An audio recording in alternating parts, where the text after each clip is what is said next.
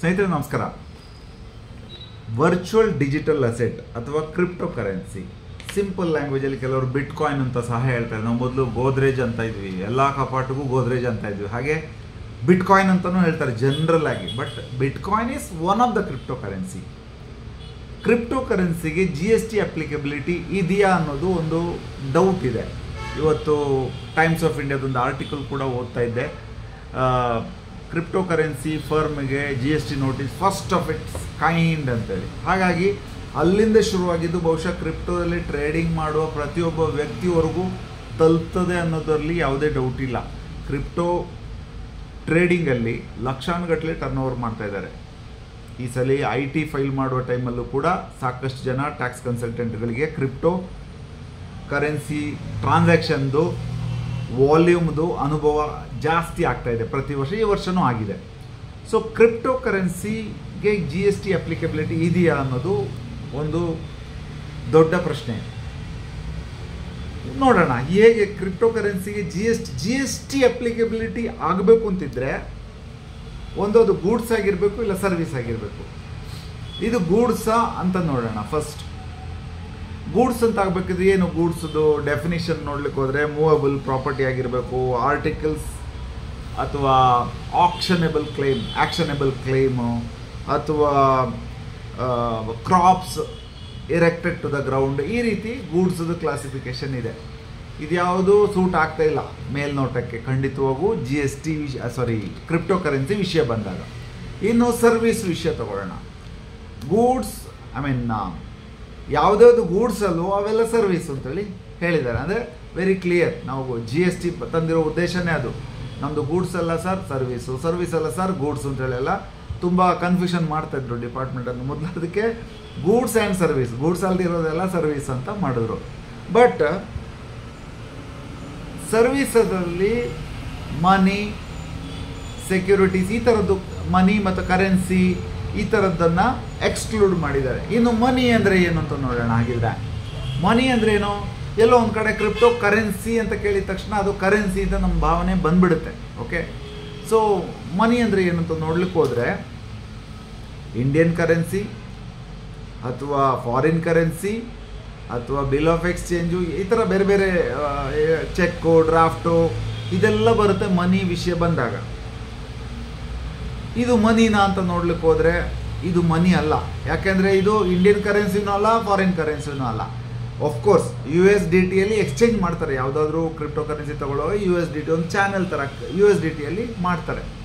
But that is not the characteristic of this crypto currency, ಏನು ಮನಿ ಅನ್ನೋದು. ಹಾಗಾಗಿ ಮನಿ ಅನ್ನೋ ಡೆಫಿನಿಷನ್ ಒಳಗಡೆ ಬರ್ತಾ ಇಲ್ಲ. ಸೊ ಹಾಗಿದ್ರೆ ಗೂಡ್ಸ್ ಅಂತ ಒಂದು ಪ್ರಶ್ನೆ ಬರುತ್ತೆ. ಗೂಡ್ಸ್ ಅಂತಂದರೆ ಇಲ್ಲಿ ಕ್ರಿಪ್ಟೋ ಕರೆನ್ಸಿನ ಈಗ ಸದ್ಯಕ್ಕೆ ನಮಗೆ ಸಿಗ್ತಾ ಇರುವಂಥ ಇನ್ಫಾರ್ಮೇಷನ್ ಎಲ್ಲ ನೋಡಿದ್ರೆ ಇಲ್ಲಿ ಕ್ರಿಪ್ಟೋ ಕರೆನ್ಸಿನ ಪರ್ಚೇಸು ಮಾಡ್ತಾ ಇದ್ದಾರೆ, ಸೇಲ್ ಸಹ ಮಾಡ್ತಾ ಇದ್ದಾರೆ. ಸೊ ಪರ್ಚೇಸ್ ಮಾಡೋಗಿದ್ರೆ ಅದಕ್ಕೊಂದು ವ್ಯಾಲ್ಯೂ ಅಂತ ಇರುತ್ತೆ, ಸೇಲ್ ಮಾಡೋಗಿದ್ರೆ ಅದಕ್ಕೊಂದು ವ್ಯಾಲ್ಯೂ ಅಂತ ಇರುತ್ತೆ. ಮನಿಯನ್ನು ನಾವು ಮಾಡಲ್ವಲ್ಲ, ಪರ್ಚೇಸು ಮಾಡಲ್ಲ, ಸೇಲು ಮಾಡಲ್ಲ. ಸರ್ವಿಸ್ ಅಂತ ಕ್ಲಾಸಿಫೈ ಮಾಡೋದಕ್ಕೆ ಇದು ಬರೀ ಸರ್ವಿಸು ಅಲ್ಲ, ಇದೊಂದು ರೀತಿಯಲ್ಲಿ ಒಂಥರ ಯುನೀಕ್ ಆಗಿರುವಂಥ ಒಂದು ವಿಷಯ. ಕ್ಯಾಪಿಟಲ್ ಗೇನ್ ಸಂಬಂಧಪಟ್ಟಂಗೆ ವರ್ಚುವಲ್ ಡಿಜಿಟಲ್ ಅಸೆಟ್ ಅಂತ ನಾವು ಇನ್ಕಮ್ ಟ್ಯಾಕ್ಸ್ಗೆ ಕ್ಯಾಲ್ಕುಲೇಟ್ ಮಾಡ್ಕೊಂಡ್ವಿ ಈಗಾಗಲೇ. Buying value, selling value, cost of acquisition ಮತ್ತು ಸೇಲ್ ಕನ್ಸಿಡರೇಷನ್ ಮಧ್ಯದಲ್ಲಿ ಏನಿದೆಯೋ ಅಮೌಂಟ್ ಇದೆ ಅದಕ್ಕೆ ಕ್ಯಾಪಿಟಲ್ ಗೇನ್ ಕಟ್ತಾ ಇದ್ದೀವಿ. ಶಾರ್ಟ್ ಟರ್ಮ್ ಕ್ಯಾಪಿಟಲ್ ಗೇನ್ ಮಾತ್ರ 30% ಕಟ್ತಾ ಇದ್ದೀವಿ.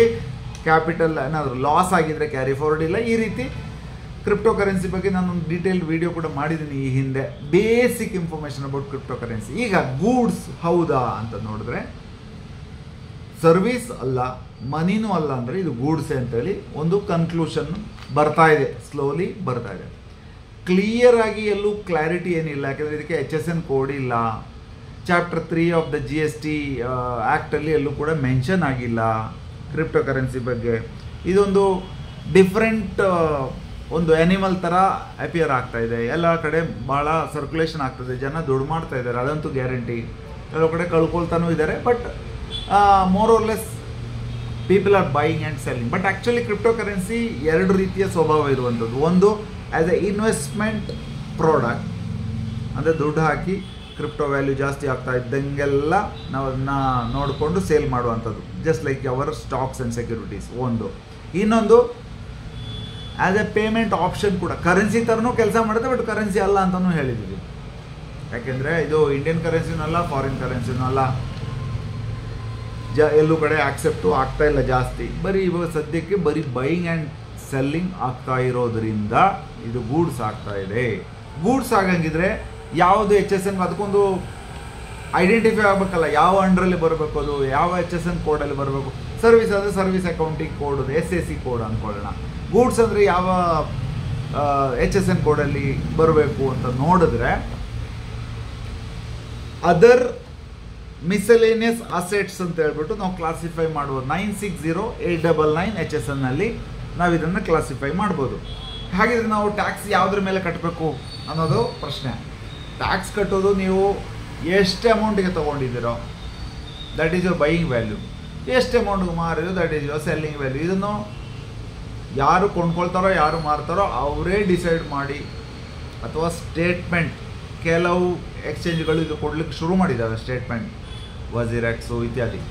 ಕೆಲವು ಎಕ್ಸ್ಚೇಂಜ್ಗಳು ಕ್ಲೋಸ್ ಆಗೋಗಿದೆ. ಇತ್ತೀಚೆಗೆ ರೀಸೆಂಟಾಗಿ ಒಂದು ದೊಡ್ಡ ಹೋಟೆಲೆಲ್ಲ ಆಗಿ ಅದು ಕ್ಲೋಸೇ ಆಗೋಗಿದೆ, ಒಂದು ಎಕ್ಸ್ಚೇಂಜ್, ಪರ್ಟಿಕ್ಯುಲರ್ ಟ್ರೇಡರು ಏನು ಕ್ರಿಪ್ಟೋ ಎಕ್ಸ್ಚೇಂಜ್.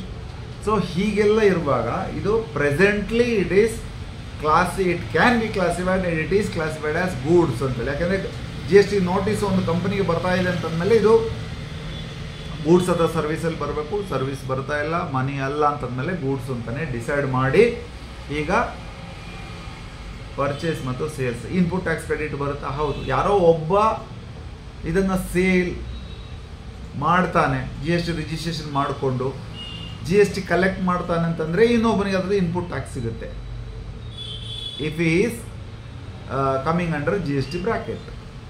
ಹಾಗಿದ್ರೆ ಬೇಸಿಕ್ ಎಕ್ಸಾಮ್ಷನ್ ಲಿಮಿಟು ಅಥವಾ ಥ್ರೆಶೋಲ್ಡ್ ಲಿಮಿಟ್ ಎಷ್ಟು ಅಂತ ಕೇಳಿದರೆ ಗೂಡ್ಸ್ ಅಂತ ಕ್ಲಾಸಿಫೈ ಆದರೆ ಡೆಫಿನೆಟ್ಲಿ ಇಟ್ ಈಸ್ ಆಗ್ತಾ ಇರೋದನ್ನು definitely it is 40 lakhs. Cross ಆದರೆ ಅವನು ಇನ್ಪುಟ್ ಕೂಡ ತಗೊಳ್ಬೋದು, ಯಾರು ಬೈಯರ್ ಇರ್ತಾನೋ ಅವರು ಇನ್ಪುಟ್ ತಗೊಳ್ಬೋದು. ವೆನ್ ಈ ಸೆಲ್ಲಿಂಗ್ ಎಷ್ಟು ಚಾರ್ಜ್ GST, ಅವ್ರಿಗೆ GST ಇದೆಯೋ ಇಲ್ಲೋ ಬೇಡ. If you are a GST dealer definitely ನೀವು GSTನ ಚಾರ್ಜ್ ಮಾಡಬೇಕು. ಆ HSN ಕೋಡ್ ನಾನು ಹೇಳಿರುವಂಥ 960899 18% GST ಬರ್ತಾ ಇದೆ, 18% GST. ಸೊ ಅದೊಂದು ರೀತಿ ಲಕ್ಸುರಿ ಐಟಮಿಂದ ಸ್ವಲ್ಪ ಕೆಳಗಡೆ ಇದೆ, ಅಂದರೆ 18% is A general, even most of the services ಕೂಡ ಬರ್ತಾ ಇದೆ. ಇವಿಷ್ಟು GSTಗೆ ಸಂಬಂಧಪಟ್ಟಂಗೆ ಪ್ರೆಸೆಂಟ್ಲಿ ಇರುವಂಥ ಒಂದು ವಿಷಯ. ಕ್ಲಿಯರಾಗಿ ಸರ್ಕ್ಯುಲರ್ ಆಗಲಿ ಅಥವಾ ಹಿಂದಿನ ವಿಡಿಯೋದಲ್ಲಿ ಕೂಡ 1 year back, I think 1 or 2 years back ಮಾಡಿರುವಂಥ ವಿಡಿಯೋದಲ್ಲಿ ಕೂಡ ಇದೇ ಲೈನ್ ಹೇಳ್ತಾ ಇದ್ದೆ. ಕ್ಲಿಯರಾಗಿ ಸರ್ಕ್ಯುಲರ್, ಇನ್ನೊಂದು ಏನೂ ಇಲ್ಲ. RBI ಇದೊಂದು ಸರ್ಕ್ಯುಲರ್ ಬ್ಯಾಂಕ್ಗಳಿಗೆ ಬಿಟ್ಟರೆ don't restrict people from accepting money ಅಂತೇಳಿ ಸುಪ್ರೀಂ ಕೋರ್ಟ್ ಜಡ್ಜ್ಮೆಂಟ್ ಕೂಡ ಬಂತು. ಕ್ರಿಪ್ಟೋ ಕರೆನ್ಸಿ ಟ್ರೇಡ್ ಮಾಡೋದಕ್ಕೆ ಏನು ರೆಸ್ಟ್ರಿಕ್ಷನ್ ಮಾಡಬೇಡಿ ಅಂತ ಹೇಳಿದ್ದು ಬಿಟ್ಟರೆ ಬೇರೆ ಏನು ಇಲ್ಲ. ಕೈಯಲ್ಲಿ ಕಾಣದೇ ಇರುವಂಥ ಒಂದು ಗೂಡ್ಸ್ ಅಂತೇಳಿ ಈಗ ಸದ್ಯಕ್ಕೆ ಇದನ್ನು ಕ್ಲಾಸಿಫೈ ಮಾಡಲಾಗ್ತಾ ಇದೆ. ಅದಕ್ಕೆ ಬೇಕಾದಂಗೆ ಟ್ಯಾಕ್ಸ್ ಕಟ್ಟಬೇಕಾಗ್ತಾ ಇದೆ. ನಾರ್ಮಲ್ ಬೈಯಿಂಗ್ ಆ್ಯಂಡ್ ಸೆಲ್ಲಿಂಗ್ ಥರ ಹೇಗೆ ನಡೀತಾ ಇದೋ ಅದೇ ರೀತಿ ಮಾಡಬೇಕಾಗ್ತಾ ಇದೆ. This is all about cryptocurrency and GST. Thank you so much.